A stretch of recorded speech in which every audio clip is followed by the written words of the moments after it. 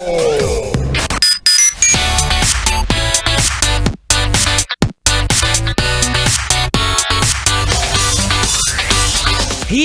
friend!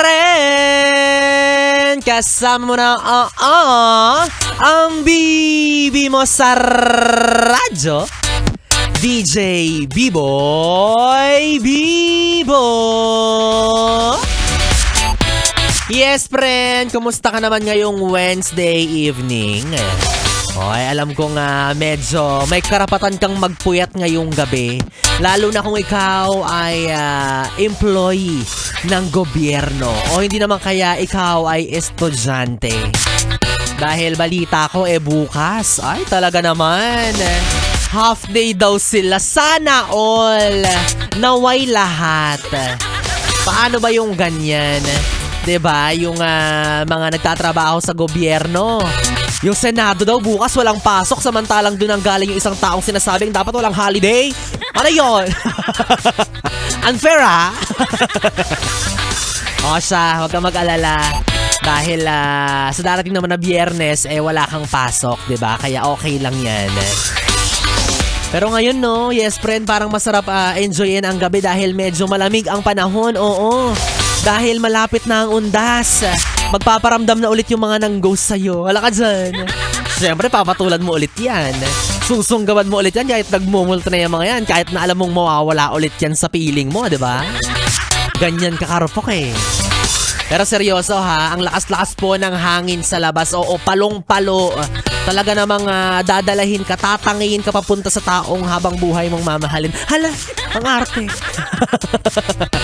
Kaya ikaw, yes friend, kapag lalabas ka ng bahay, siguraduhin mong meron kang mga dalang proteksyon. Oo, magdala ka lagi ng iyong payong.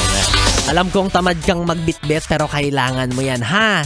Oo, pinapaalalahanan lang kita kasi alam kong wala namang ibang gagawa niyan para sa'yo. Nak, ako to, ang papa mo. Pero no, aminin nyo mga yes friend, na kapag ganitong panahon, masarap magmuni-muni, tumulala, magpahangin sa bintana, tapos sasariwain mo yung mga bagay na nagpapasaya sa'yo. Kagaya ng sweldo, mga ganyan. Tapos walang pasok sa November 1, yung mga ganyan, di ba yung magbibigay ng ngiti sa iyong mga labi. Tapos, bigla mo ring maaalala yung unang beses na na-in-love ka. Yes! Dalaginding yarn! O ikaw ba, kamusta ka noong mga pagkakataong unang beses tumibok ang puso mo para sa isang tao? Siya pa rin ba yung kapiling mo hanggang sa mga oras na ito? O hindi naman kaya matagal na rin siyang wala sa buhay mo? Oo, ito yung tinatawag nating first love. Unang pag-ibig, ika nga. And since first nga siya, dahil una siya, syempre kahit sino pa ang dumating sa buhay mo, mananatili siyang memorable sa'yo. Kasi gaya nga ng kasabihan, first love never dies. Wow, may pa ganon. First love never dies, sana yung ex na lang. Ex na lang ang mag-die, charot. Charot lang, Hindi mamamatay ang unang pag-ibig, sabi nila, ano ka ba? Pero sabi nila, di ba, past is past, pero aminin mo, minsan masarap balikan ang nakalipas. Kaya ikaw ate, sige, ipagpatuloy mo lang ang paggunita sa unang minahal mo na binata. At ikaw kuya, alam kong ang first love mo noong araw ay yung mga babae sa magazine na nakatago sa cabinet mo. Yung mga nagpatangkad sa'yo.